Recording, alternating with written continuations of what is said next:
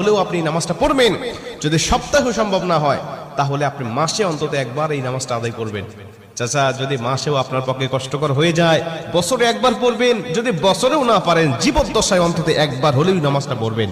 কারণ এই নামাজটা এত পাওয়ারফুল নামাজ।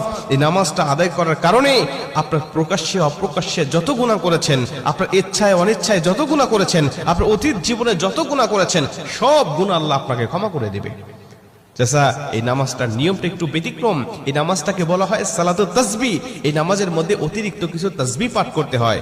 সুবহানাল্লাহ, আলহামদুলিল্লাহ, লা ইলাহা ইল্লাল্লাহ, আল্লাহু আকবার।